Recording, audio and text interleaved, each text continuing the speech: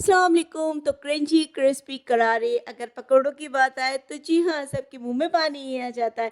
तो आज हमने बनाए कटहल के पकौड़े, जो कि आप प्याज आलू के पकौड़े खा खा के रोज़ बोर हो गई होगी ना, तो आज कटहल के बना लीजिए। बड़ी अच्छी रेसिपी है और बहुत टेस्टी बनते हैं, इतने क्रिस्पी करारे बनते हैं। अगर करारे खाने का मन है तो कटहल के ही बनाइए। तो यहाँ पे ये कटहल है जो मैंने अच्छे से धो लिया है, इसे बारीक बारीक कट कर लिया है। बस इतना सा ध्यान रखना है, कट करने से पहले अपने हाथों में तेल लगा लेना है, वरना इसमें इतना चिपक होती है तो हाथ एक दूसरे से जॉइंट हो जाते हैं, फिर वो कट ही नहीं कर पाते। तो यहाँ पे जो मैंने दिखाए हैं, इसको बीज को अच्छे से में मतलब इसकी छिलके वगैरह हटा लेना है और बहुत बारीक बारीक कट कर लेना है। ऊपर से जो लकड़ी वगैरह होती है वो भी इसे हटा लेना है और इस तरीके से शेडेड कर लेना है। जैसे मैंने यहाँ पे मतलब कटहल को शेडेड कर लिया है। यहाँ पर ये देखिएगा, साथ में मैंने आज के दिन में इफ्तार में चने भी बनाया है, जो कि बहुत टेस्टी बनाया है। मैंने पुराने ज़माने में स्टाइल में बनाया, जैसे पुराने ज़माने में चने बनते थे ना। अरे हम तो भूल के हम कटहल की रेसिपी डाल रहे थे और चने की बात स्टार्ट हो गई। चलिए फिर कटहल को ही मतलब साइड से देखते हैं। तो यहाँ पे देखिएगा, हम थोड़े-से सामान डालेंगे, तो वो मैं आपको दिखा दे रही हूँ स्क्रीन पर, आपके साथ मेंशन कर रही हूँ, तो वो आप अच्छे से देख लीजिएगा। थोड़ा-सा मैंने इसमें बेसन डाला है।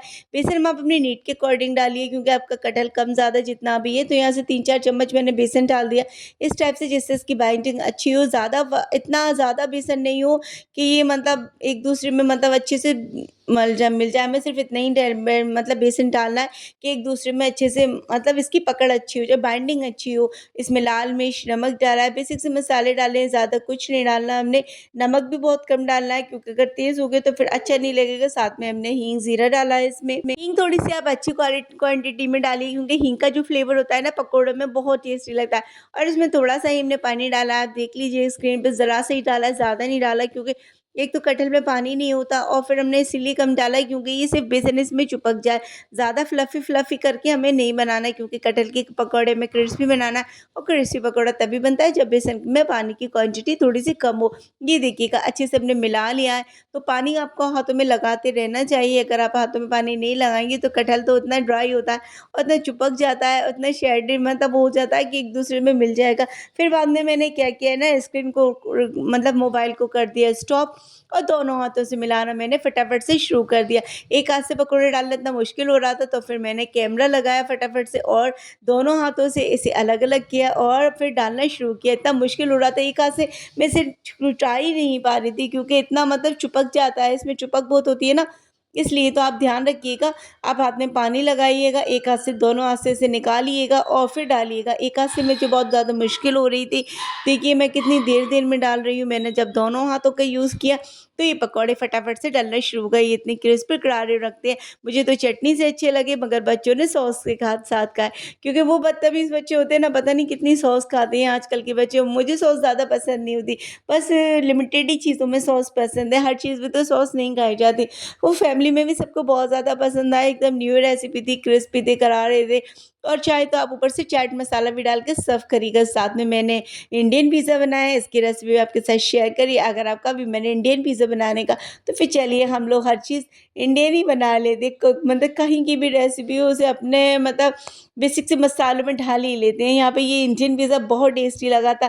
साथ में मैंने चने वगैरह बनाए थे, इंडियन पिज़्ज़ा बनाया था, कटहल के पकौड़े बनाए थे और काफ़ी सारा सामान बनाया था। हर चीज़ मेंशन नहीं करूँगी, क्योंकि रेसिपी मेरी कटहल की पकौड़ों की है, वो थोड़ी ना। और यहाँ पे मैंने फटाफट से बड़े चूल्हे पे रखा, क्योंकि स्लो चूल्हे पे थोड़ा-सा देर में पकौड़े बन रहे थे। गोल्डन ऑन तक हमने इसे फ्राई कर लिया और हरी-भरी चटनी से किसी के साथ अच्छे से सर्व करिए। बड़ा टेस्टी लगते हैं, एक बार ज़रूर बना कर देखिएगा। गरमा-गरम फ्राई मतलब सर्व करिएगा। इसकी ख़ास बात ये होती है, अगर पकौड़े 10 मिनट भी रखे गए तो ये ज़्यादा पिलपिले नहीं होते, जैसे प्याज़ आलू के हो जाते हैं, बेसन वगैरह के हो जाते हैं। तो निश्चित रहिएगा, मतलब आप निकाल के टेंशन फ्री हो जाइए। पकौड़े एट लास्ट तक आपकी क्रिस्पी करारे बनते रहेंगे। सब पूछते ही रहेंगे इतने टेस्टी पकौड़े किसके हैं? अरे जी हाँ, ये तो बहुत अच्छे लगते हैं। एक बार पकौड़े बॉईल करके भी इसके बनाते हैं। बॉईल कर लीजिए हल्के से, मतलब अगर आपको सॉफ्ट खाना है, जैसे आपके दांत वगैरह नहीं है, तो आप पकौड़े कटहल को पहले बॉईल कर लीजिए और उसमें लाल मिर्च नमक डाल दीजिए बॉईल करते टाइम, और फिर यही रेसिपी, यही बेसिक से मसाले वो डाल दीजिए। जो जिन लोगों की दांत नहीं है उनके लिए बॉईल करके कटहल के पकौड़े बनाइए, क्योंकि वो भी क्यों नहीं आनंद लें कटहल के पकौड़ों का, तो सभी मसाले। तो ये देखिएगा कब बनाने टेस्टी यम्मी डिलीशियस से कटहल के पकौड़े। फिर मिलेंगे, बाय बाय।